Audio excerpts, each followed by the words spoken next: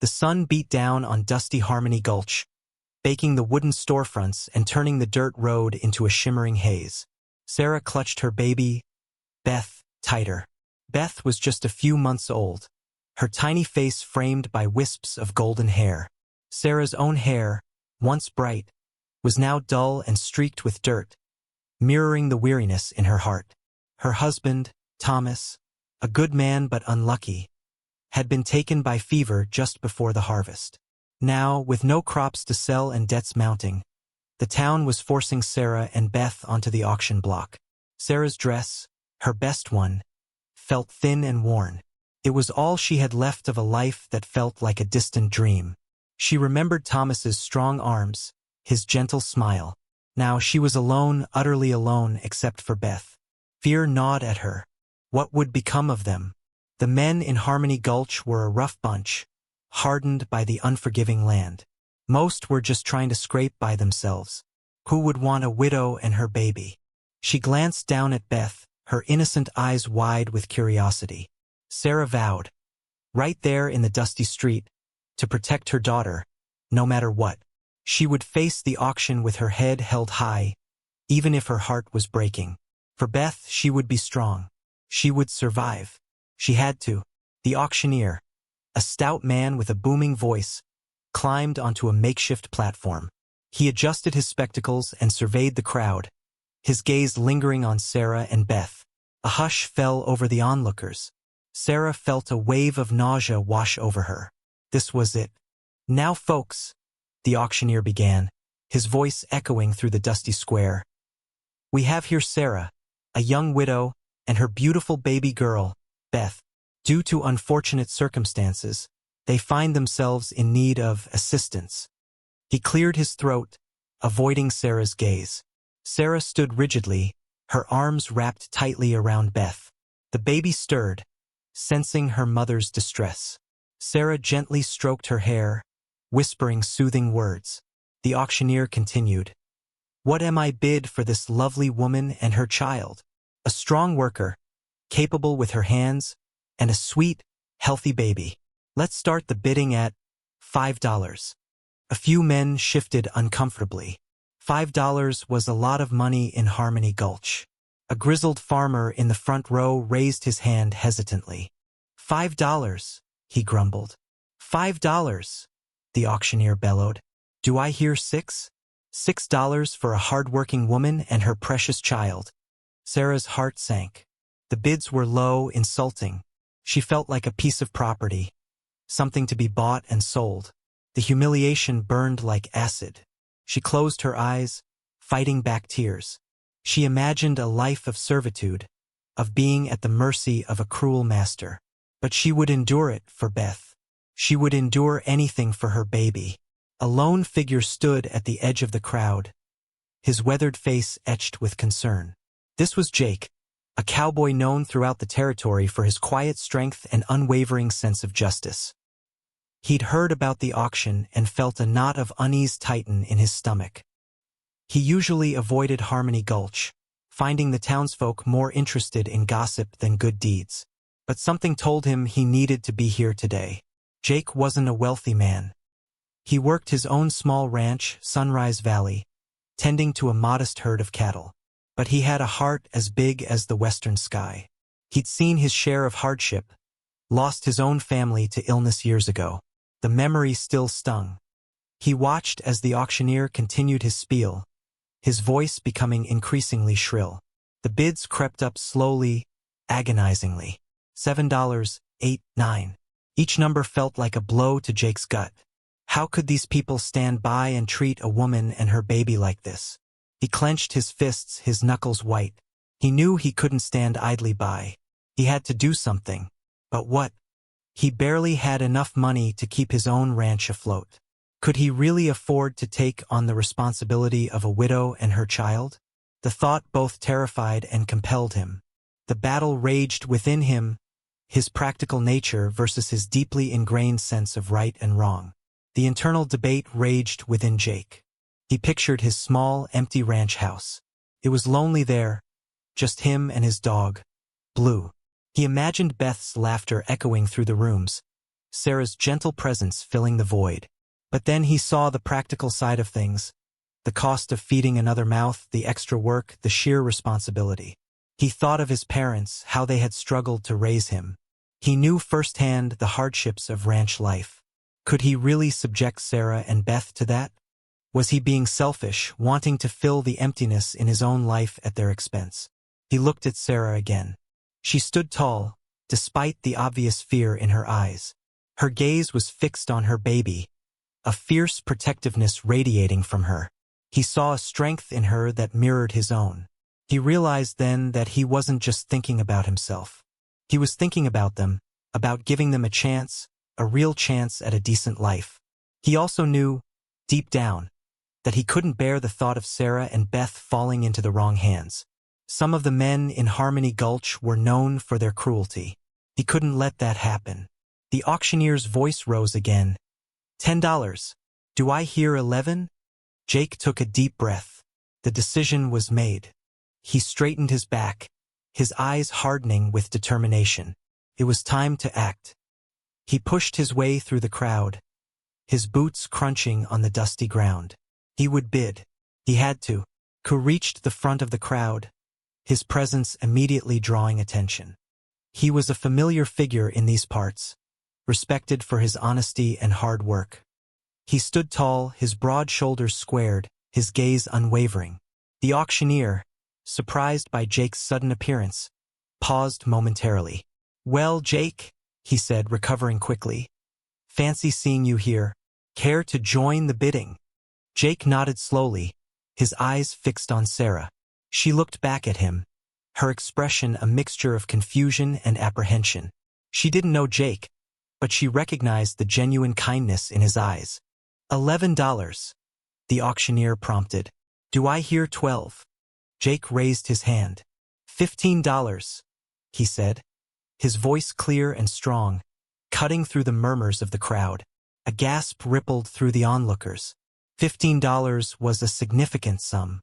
The grizzled farmer who had been leading the bidding shook his head and stepped back. He was out. The auctioneer's eyes widened. $15. "We have $15 from Jake. Do I hear 16? He scanned the crowd, but no one dared to challenge Jake's bid. The silence stretched, thick and heavy. Sarah's heart pounded in her chest. $15. It was more than she ever imagined anyone would pay. Why was Jake doing this? The auctioneer, sensing the lack of competition, raised his gavel. Going once, going twice. He paused, giving one last chance for someone to bid. But no one moved. Sold. To Jake for $15. The gavel slammed down with a resounding crack. Sarah stared at Jake, her mind reeling. She was sold. To him. What would happen now? Ku stepped forward, his gaze meeting Sarah's. He saw the fear in her eyes, the uncertainty. He needed to reassure her, to let her know his intentions were honorable. "Sarah," he said, his voice gentle but firm, "I want to talk to you." He turned to the auctioneer. "Can we have a moment alone?" The auctioneer, still slightly bewildered by the turn of events, nodded. He gestured towards a small, shaded area behind the general store. "Take your time," he said, his voice lacking its earlier enthusiasm. Jake led Sarah away from the crowd, his hand gently guiding her. Beth whimpered softly, sensing her mother's unease. Once they were out of earshot, Jake stopped and faced Sarah. He took off his hat, a sign of respect. "Sarah," he began, "I know this must be confusing for you. I didn't buy you to own you. I bought you to help you." He paused, letting his words sink in. "I have a ranch, Sunrise Valley. It's a good place, but it's lonely. I want to offer you and Beth a home there, a safe place to start over. You'll be free to come and go as you please. I won't force you to do anything you don't want to do." He continued, "I just want to give you a chance to rebuild your life. I know it won't be easy, but I promise to do everything I can to help you." Sarah stared at him, her eyes wide with disbelief. His words were so unexpected, so different from what she had feared. Could she trust him? Was this some kind of trick? "Why?" she whispered, her voice barely audible. "Why would you do this for me?" Ko looked at Sarah, his blue eyes filled with sincerity. "Because," he said softly, "I know what it's like to lose everything. I lost my family a long time ago, and it's a pain that never really goes away. I wouldn't wish that on anyone, especially not you and Beth." He continued, "I see a strength in you, Sarah, a determination to survive. You remind me of my own mother. She was a fighter and she never gave up no matter how hard things got. I want to give you the chance to be that fighter again, to build a new life for yourself and your daughter." He reached out and gently touched Beth's tiny hand. "She deserves a good life, Sarah. A life filled with love and laughter, not fear and hardship. And I believe I can offer her that." Sarah looked from Jake to Beth, her heart aching with a mixture of hope and apprehension. His words were kind. His intentions seemed genuine. But could she really trust him? She had been hurt so many times in the past. It was hard to believe that someone would offer her help without expecting something in return. She hesitated, her mind racing. What choice did she have? Stay in Harmony Gulch and face a life of poverty and mistreatment? Or take a chance on Jake and hope for a better future? She took a deep breath and met Jake's gaze. I don't know what to say," she stammered. I'm scared. "But I want to believe you." "Then let's go," Jake said, offering Sarah a reassuring smile. Sunrise Valley isn't much to look at, but it's home. They climbed onto Jake's wagon, a simple but sturdy vehicle pulled by 2 strong horses. As they left Harmony Gulch behind, Sarah couldn't help but glance back, a mixture of relief and trepidation swirling within her. The journey to Sunrise Valley was long and arduous. The landscape was harsh and unforgiving, but Jake was a skilled driver, navigating the rough terrain with ease. He didn't pressure Sarah to talk, allowing her to process everything that had happened. He shared his water and food with her and Beth, making sure they were comfortable. He even stopped by a clear stream so Sarah could wash herself and the baby. These small acts of kindness chipped away at Sarah's initial distrust. At night, they camped under the stars. Jake built a fire and told stories about the land, about the animals that roamed free, and about the beauty of the sunrise over the mountains. Sarah listened intently, mesmerized by his words and the genuine passion in his voice. She watched how he cared for his horses, how he treated his dog, Blue, with affection. She saw a man of integrity, a man who valued honesty and kindness. Slowly, cautiously, her hope began to grow. Maybe, just maybe, she had found a safe haven after all. But the fear still lingered, a constant reminder of the hardships she had endured. She knew she needed to be careful, to protect herself and Beth. But for the first time in a long time, she felt a glimmer of optimism, a spark of possibility. Sunrise Valley was a simple but welcoming place. The ranch house was small, but clean and well-maintained. A porch wrapped around the front, offering a stunning view of the valley below. Jake had cleared a small garden, where colorful wildflowers bloomed. At first, Sarah was hesitant to impose. She offered to help with chores, but Jake insisted she take her time, to rest and recover. But Sarah was restless. She needed to feel useful, to contribute. Slowly, she started helping with small tasks. She tended to the garden, watered the flowers, and helped Jake with the cooking. As she worked, she felt her strength returning, both physically and emotionally. Beth thrived in the fresh air and sunshine. She giggled and cooed, her bright eyes sparkling with joy. Jake was surprisingly good with her, holding her gently and making silly faces. Sarah watched them together, her heart swelling with affection. As the days turned into weeks, Sarah began to feel like she belonged. She learned to milk the cows, gather eggs from the chickens, and even help Jake with mending fences. She discovered a hidden talent for baking, and soon the aroma of freshly baked bread filled the ranch house. Jake never pressured her, never demanded anything of her. He treated her with respect and kindness, always making sure she and Beth were comfortable and safe. With each passing day, Sarah's confidence grew. She was no longer the beaten-down widow from Harmony Gulch. She was a strong, capable woman, building a new life for herself and her daughter. She was finding happiness again in the simple things, in the beauty of the land, and in the kindness of a good man. Their peaceful existence at Sunrise Valley was shattered one sweltering afternoon. A dust cloud appeared on the horizon, growing larger and larger until it revealed a group of riders, led by a man with a cruel sneer and eyes as cold as a winter storm. It was Jebediah Blackwood, a wealthy landowner known for his ruthlessness. Jebediah had been at the auction, and he had wanted Sarah for himself. He hadn't bid against Jake, figuring he could get her later, one way or another. He saw Sarah as another possession, someone to control. He reined in his horse in front of the ranch house, his gaze sweeping over Sarah and Beth with a possessive glint. Jake stepped forward, his eyes narrowed, shielding Sarah and Beth with his body. "Blackwood," Jake said, his voice low and dangerous. "What do you want?" "I've come for what's mine," Jebediah sneered. "The woman and the baby. I'm willing to pay you double what you paid for them, Jake." Jake's fists clenched. "Sarah and Beth aren't yours to buy or sell, Blackwood. They're here because they choose to be." Jebediah chuckled, a harsh, grating sound. "Choose? You think she has a choice? She's a widow with nothing. I'm offering her security, a life of luxury. She'd be a fool to refuse." He dismounted his horse and took a step towards Sarah. "Come on, Sarah," he said, his voice dripping with false charm. "Don't be foolish. Come with me, and I'll take care of you." Sarah stepped out from behind Jake, her eyes filled with defiance. "I don't want your security, Blackwood. I don't want anything from you. I'm staying here with Jake." Jebediah's face darkened. "So that's how it is," he snarled. "You've made your choice." He signaled to his men, who began to advance towards the ranch house. Jake knew they were outnumbered, but he wouldn't back down. He grabbed his rifle from inside the house, his eyes blazing with determination.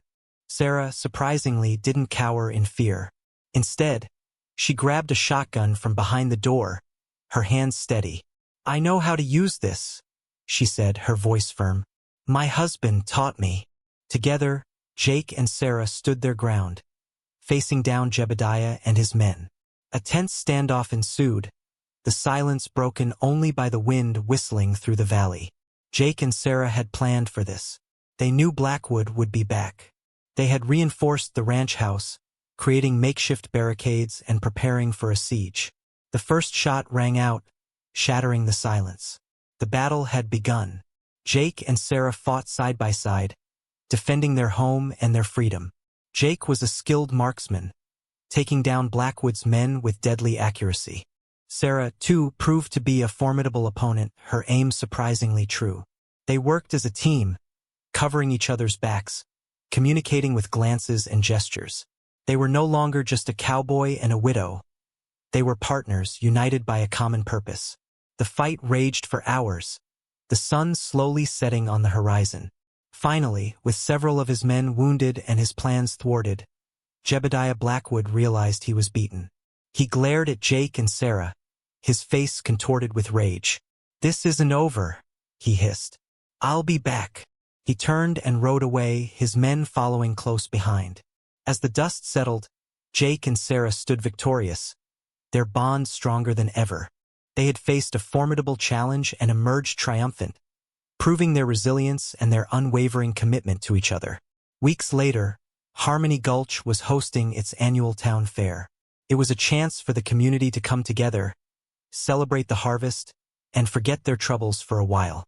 Jake and Sarah decided to attend, wanting to show the town that they weren't afraid, that they were a part of the community. As they walked through the fairgrounds, hand in hand, people stared. Some whispered, some nodded in approval, and some still harbored resentment. But as they interacted with the townsfolk, a shift began to occur. Sarah's baking skills were put to good use, her pies and cakes selling out within minutes. Jake helped the local farmers with a stubborn piece of machinery, using his ingenuity to get it working again. They both volunteered at the children's games, laughing and playing with the kids. People began to see them not as an outcast widow and a lonely cowboy, but as valuable members of their community. They saw the kindness in their hearts, the willingness to help, and the genuine affection they had for each other. Even old Mr. Henderson, who had been one of the most vocal proponents of the auction, approached them, his face etched with shame. He apologized to Sarah for his harsh judgment, admitting he had been wrong. The highlight of the fair was the evening dance.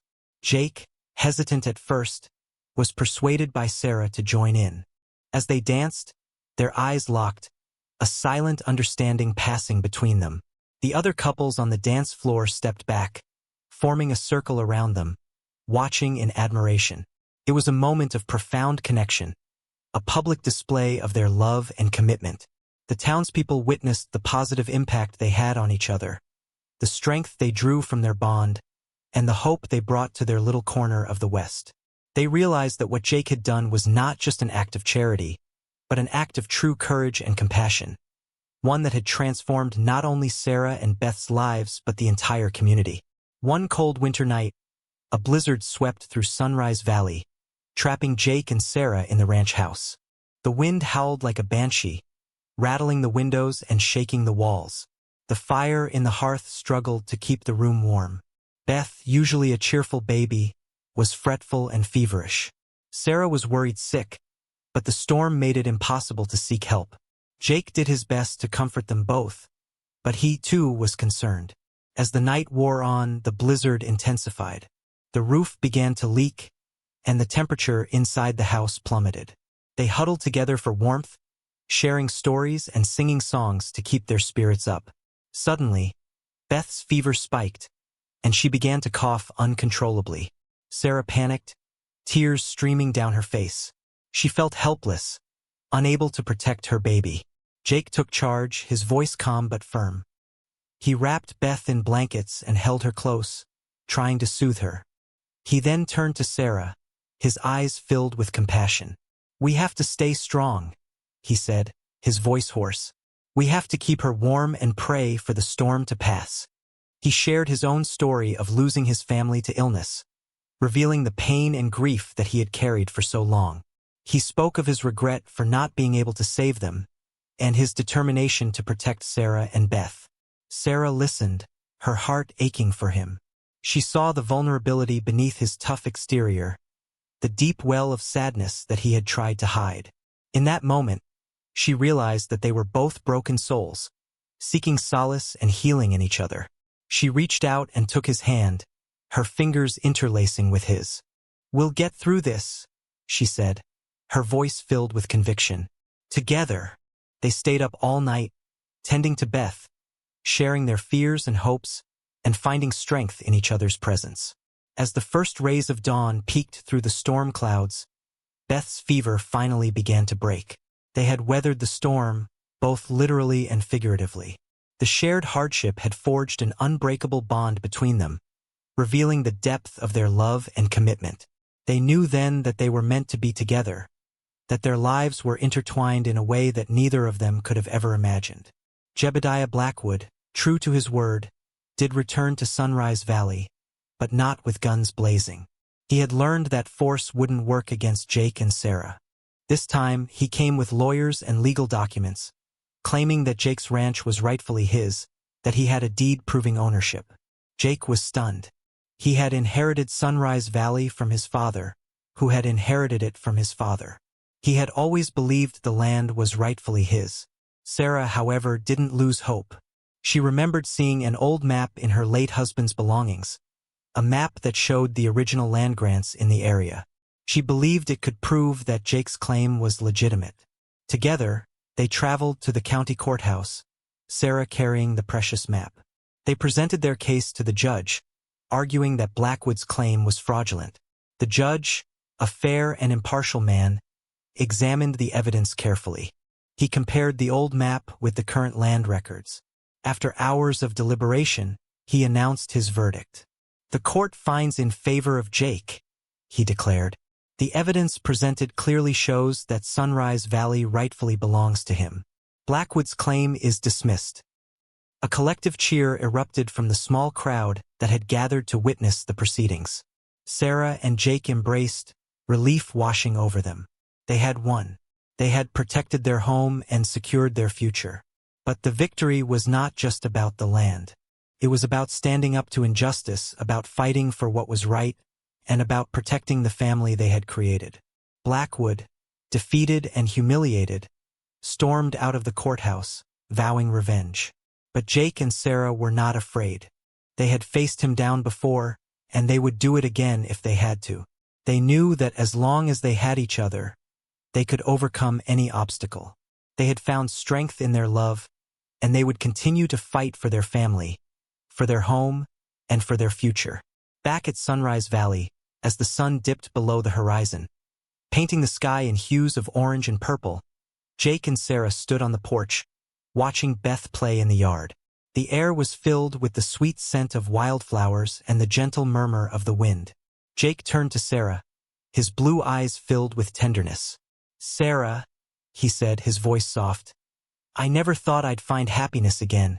After losing my family, I thought my heart was closed forever." He paused, taking her hand in his. "But you and Beth, you've brought light back into my life. You've shown me that it's possible to love again, to feel again. I can't imagine my life without you." Sarah's eyes filled with tears. "Jake," she whispered, "I feel the same way. After Thomas died, I thought I was destined to be alone, to struggle forever. But you came along and offered me a second chance, a chance to be happy again." She continued, "You've shown me what it means to be loved, to be respected, to be cherished. I never thought I could trust anyone again, but you've proven me wrong. I love you, Jake, more than words can say." Jake smiled, his face radiating warmth. He leaned in and gently kissed her, a kiss that spoke of their shared pain, their shared strength, and their unwavering love. "Sarah," he said, pulling back slightly, "will you marry me? Will you become my wife, and let us build a future together, as a family?" Sarah's heart soared. "Yes, Jake," she said, her voice trembling with emotion. "Yes, I will." They embraced again, their love a beacon of hope in the vast expanse of the Wild West. They had overcome countless obstacles, faced down adversity, and found solace in each other's arms. They knew that their journey wouldn't always be easy, but they were ready to face whatever challenges lay ahead, as long as they had each other. Their love was a testament to the power of kindness, compassion, and second chances. A year later, Sunrise Valley was a picture of happiness. Jake and Sarah stood side by side, watching Beth, now a toddler, chase butterflies in the meadow. The ranch was thriving, the crops were plentiful, and the animals were healthy. Sarah was pregnant again, their family growing stronger with each passing day. The scars of the past were still there, but they were fading, replaced by the joy and love that filled their lives. The town of Harmony Gulch had changed as well. Inspired by Jake and Sarah's courage and compassion, the townsfolk had become more tolerant, more understanding, more willing to help those in need. They had learned that kindness could conquer even the darkest of hearts. As the sun set, casting a golden glow over the valley, Jake wrapped his arms around Sarah and Beth, pulling them close. He looked at them, his heart overflowing with love and gratitude. He had found his family, his purpose, his happiness. Sarah leaned her head against his shoulder, her eyes sparkling with joy. She had found her home, her safety, her love. Beth giggled and reached up to touch their faces, her innocent eyes reflecting the beauty of the world around her. They stood there for a long moment, a loving family silhouetted against the fiery sky. They were a testament to the power of hope, the resilience of the human spirit, and the transformative effect of kindness. In a land often defined by hardship and violence, they had created a haven of love and compassion, proving that even in the Wild West, anything was possible. Their story became a legend, whispered around campfires and shared in homes across the territory. A reminder that even the smallest act of kindness can change the world, leaving the West in tears, tears of joy, hope, and inspiration.